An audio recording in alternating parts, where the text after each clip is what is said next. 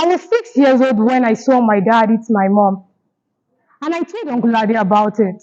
Guess what he said? That's how adults play. I was at home one day playing with my toys, and I had something dropped in the kitchen. I rushed down there to check what could have happened. On getting there, I saw my parents throwing the kitchen utensils at each other. Well, I figured out they were probably bored of the living room and bathroom, so they decided to come play in the kitchen. 30 minutes later, my mom rushed out, crying and bleeding. I was so scared, the blood dropped on my favorite toy. The weirdest thing about this their plays, whenever they play, one of them come out crying or bleeding. At age 12, at age 12, I realized my parents have been fighting over irresponsibilities and infidelity. I began to understand the technicalities of life. I understood Uncle Ade had been lying to me all this while. It baffles me so much why my mom never left this marriage. Today it's fight. Tomorrow it's family meetings.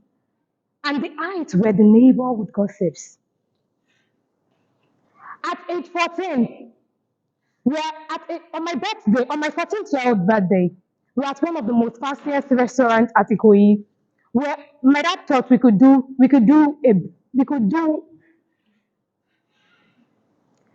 one of the fanciest restaurants at Ikoyi. My dad thought we could enjoy ourselves a bit. Everything was going on well until this lady walked in. This lady had a big ass. My father, Mr. Femi, a typical Yoruba demon, 5.9 feet. He's so good looking that his look will rule all the ladies, but his infidelity will make them run away. He stood up straight and walked to the counter and ordered this lady a food, then walked her to the table. We were so shocked at his actions, but however he do as he pleases. My mom got up with a plate of food angrily and walked down to their table and poured the food on him. This reaction made the security man push us out. 3 years after, I gained admission into the Lagos State University Department of English Language.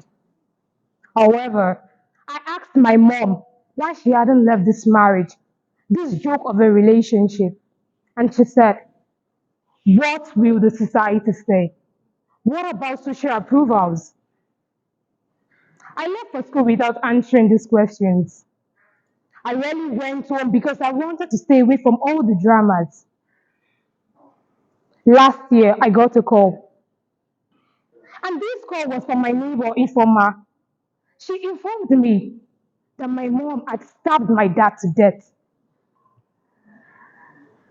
This, this information got the better of me.